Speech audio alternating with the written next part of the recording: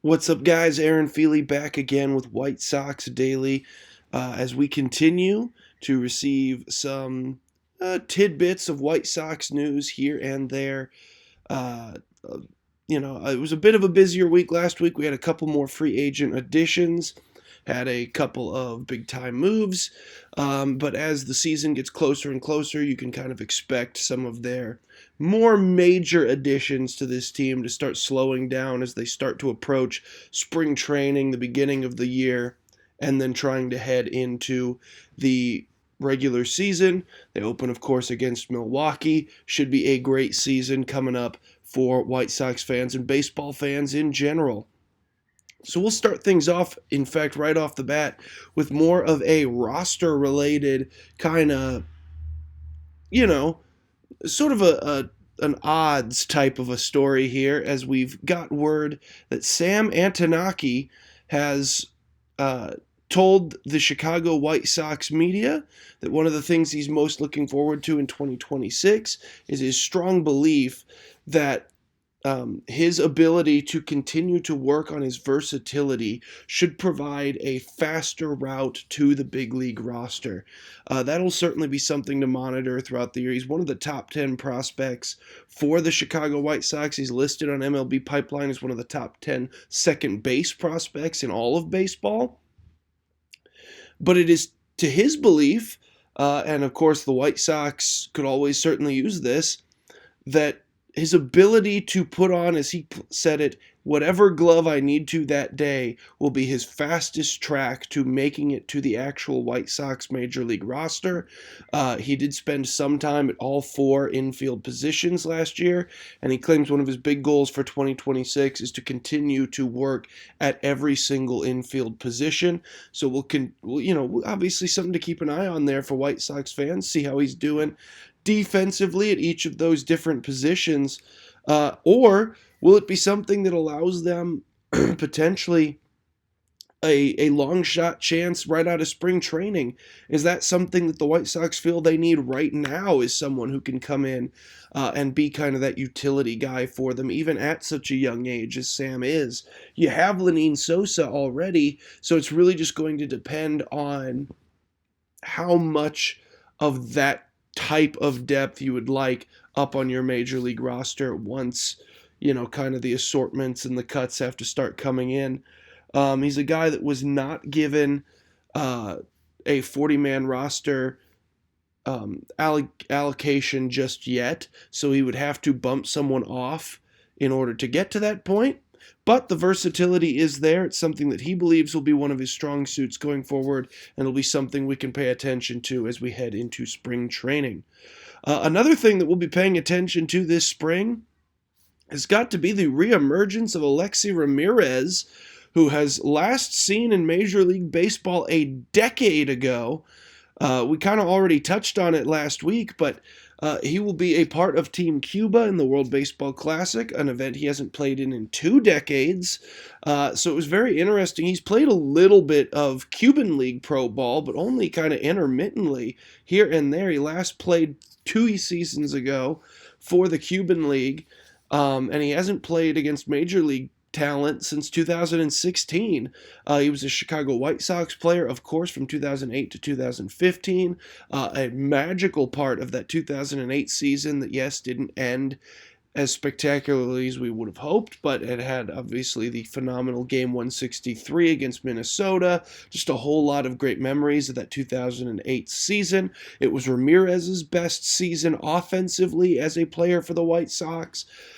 So right out of the gate, his rookie year, kind of his best offensive production there, ended up being a great defensive player for a majority of his career. But yeah, then in 2016, ended up going to San Diego, split some time with a pair of teams there, and now, finally, a decade later, if you're a White Sox fan with some nostalgia for, the late 2000s, early 2010s teams that, didn't bring any hardware home, but they were fun, if nothing else.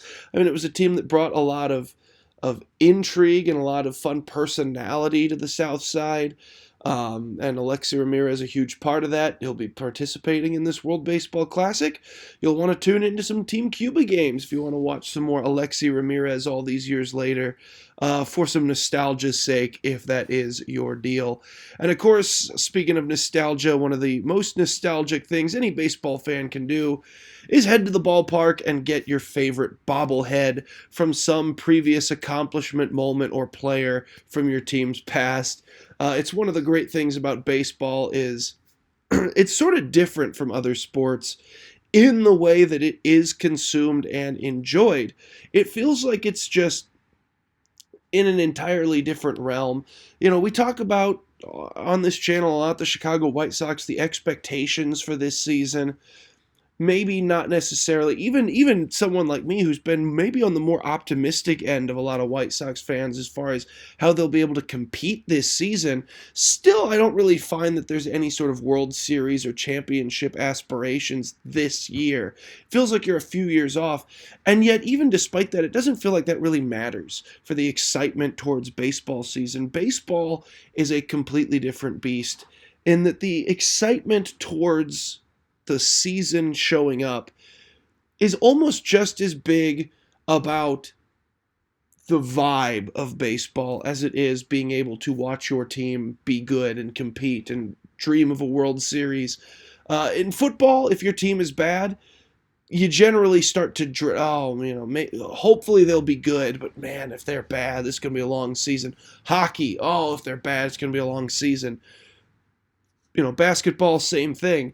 It's just kind of how that goes. And for baseball, you can sort of find enjoyment out of it, even if your team is bad, just because there's baseball on. It's Sunday afternoon, it's 2 p.m., it's 69 degrees out, it's a lovely day. Oh, and look at that. Makes you just yearn to watch or play some baseball, right? You just want some baseball around you.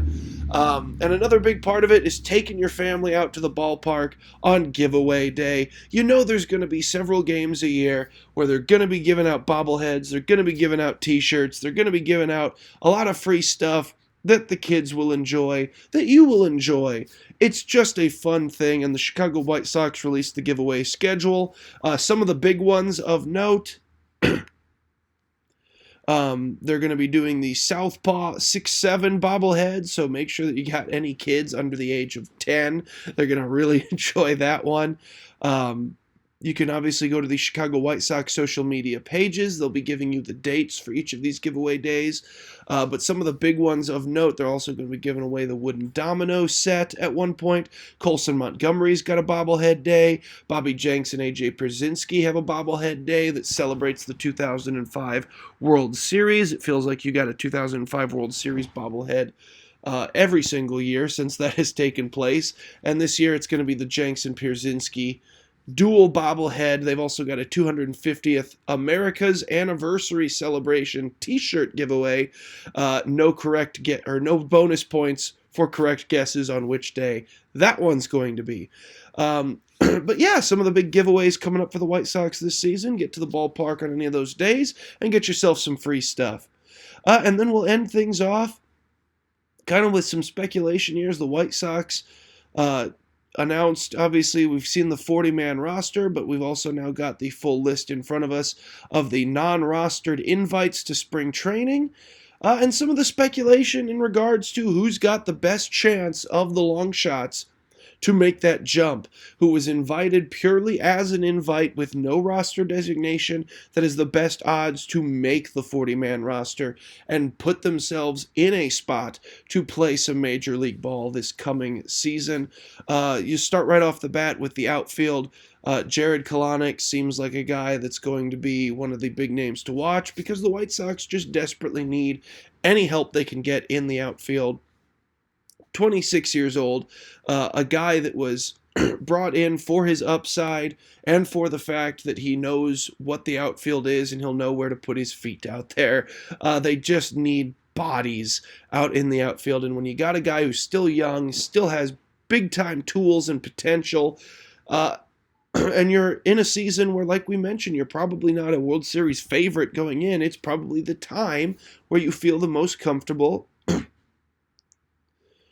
having a guy like Kelenic who can come in and maybe you just kind of try to ramp him up, see what you got. Why not? Another similar type of mold to watch, Ryan Barucki, one of the big left-handed pitchers they brought in. Barucki going to be given a chance to potentially compete as a member of the starting rotation. We know Sean Newcomb is going to be given an opportunity to rise from his usual bullpen spot to take one of those starting rotation spots. But Barucki, they're going to want some more left-handed pitching in that starting rotation. If they decide after spring training that Newcomb is a guy that they would rather go back to his more natural positioning out of the bullpen, then Barucki could be a guy that might be able to slide his way into a starting spot. You've also got Lamonte Wade Jr., who the White Sox seem to be way higher on than me or most people. But hey, if the White Sox really dig his tools, they think that they've got an opportunity to find an infield spot for him. And he does have some outfield versatility. He's played center field before. We just traded Luis Robert. See what he's got? Sure, why not? Could make a big swing this spring training, get himself a roster spot. So just a couple of long shot names to watch come spring training, which is now just 11 days away. But that'll do it for today's episode. I've been Aaron Feely, and until tomorrow, this has been White Sox Daily.